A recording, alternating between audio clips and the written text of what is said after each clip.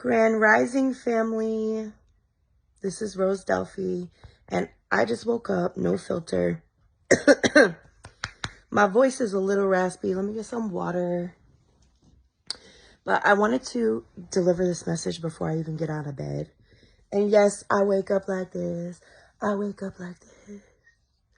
So, first message, Divine Being, you fine as fuck. You wake up fine. Like, your soul is so fine. You're so beautiful. You're so abundant.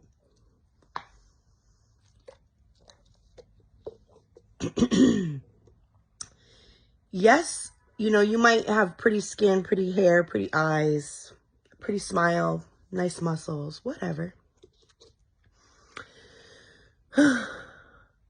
People might like honestly, people might like the way you look, or people might like your breasts or your gat, as my kids call it. But chosen ones, we're so much deeper than that. We're so much more profound and beautiful than that. And you might have gone through a lot of different seasons of Dark Night of the Soul and a lot of roughness, toughness, especially my feminines. You know, are we strong? Do we hold the strength of an empress? Yes. But we've come to a season now where God doesn't want us to break a nail or hurt a finger, you know, and it's not because, you know, you're just a spoiled brat. It's because you are highly favored, and you're highly favored, and you will be spoiled like a brat. If you got to learn to receive, though, you will be spoiled like a brat from your soul tribe, from those divine connections that God is setting in your life. So your divine counterpart, all that, you will be spoiled because you deserve it. Look up what your name means. My name is Sarah. It means princess, royalty. So that's not why I even came. These are extra messages. The reason why I even came on here is because I had a dream last night, and I'm not going to say all of it, but I'm going to interpret some of it that God wants me to interpret for the collective. So in this dream, I was really making a difference for my children, for my community. I was spreading my love, spreading my light, spreading wisdom and knowledge that God wanted me to share. And I guess I was becoming a threat to low vibrational energies, but also I was becoming a threat to the matrix and to the system, just by simply being in my authenticity and simply having a voice and not conforming.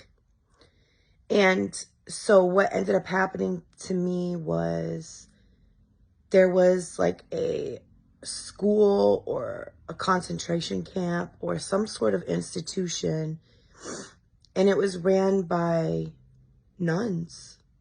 And I didn't know it was a nun until, let me just explain this to you. So I was in this place that was kind of like a school, and there was other people that were gifted like me, and they also were very different and unique, and they stood out, and they didn't want to conform. And I was the new one. Guys. There was other people there, but they had already been there a while. So they started to conform. And when I got there, I kind of started shaking up the atmosphere.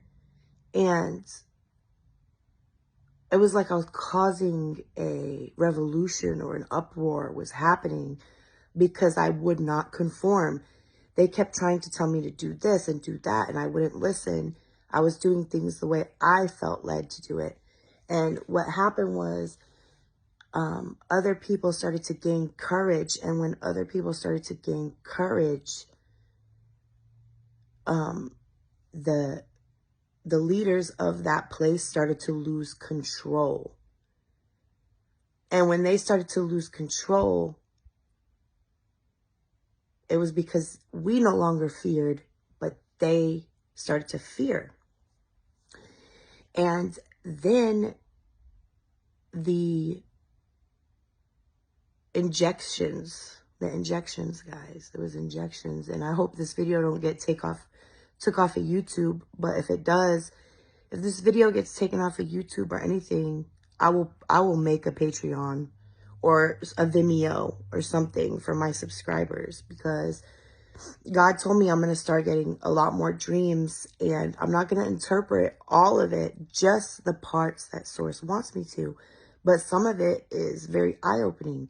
So what ended up happening was I went to one of the leaders that I thought was nicer, more understanding, more compassionate. And I told her, I said, hey, I don't know what's going on here, but every time I try to speak or be myself, I'm getting like locked in rooms. I'm getting,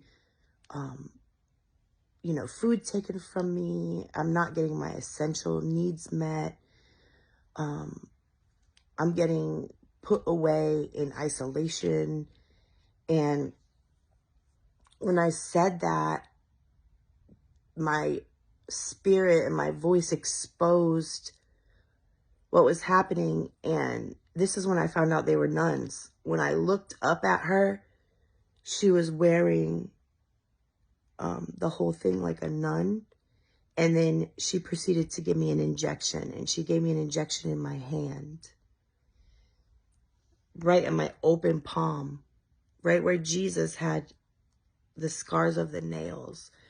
So she gave me, it was in my right hand. She gave me the first injection in my right hand, and then I was too powerful. So I kept speaking, I kept going, and then she gave me another one in my arm. And what it did was it made me groggy. It made me not want to fight. It made me not want to speak out. It made me just conform. And it wasn't a long-lasting medicine. So it only would last maybe 30 minutes, because what ended up happening after that is when I came to, I went to go tell the other people that were in there with me, hey, what is this? Why are they giving me injections? And when I did, there was 2 other nuns that heard me. And so they proceeded to give me more injections. And they were doing it secretly and very swiftly. And it was nobody knew that these injections were being given, but everybody knew that these injections were being given, if that makes sense. It got to the point where, and this is the last thing I'm going to share, and I'm going to get off. It got to the point, and I saw 8:48 on the clock. It got to the point where we almost started to feel like inmates, like captives, inmates. And these other people got addicted to those injections. So then now you have the people that were in there with me that were sharing needles. They were giving when I told one of the girls, they keep giving me this injection and I don't want it. And the girl pulls out. And what's crazy is there was kids there. There was kids there, guys. When I told her, I thought I was in a safe environment because the girl had a kid and I had my kid and my son with me. And I told her desperately, I said, I don't know what they're giving me. And I was trying to tell her quietly because I don't want to get any more injections. And she pulled out one and she goes, you don't want any? And I go, want any? No, I don't want any. And then I realized that these people have been injected so much, that they have conformed so much, that they have lost themselves to the point where now they're addicted to these injections. And to me, the injection represented, yes, it could be, we all know, can be actual, the injections that the government does and all that. But what I felt was, it is just simply the medicine that lies to you to keep your eyes shut, to keep you asleep, to keep you in the matrix. So Source comes today to tell you, my brother and my sister, it is time to wake up. Don't take the injection.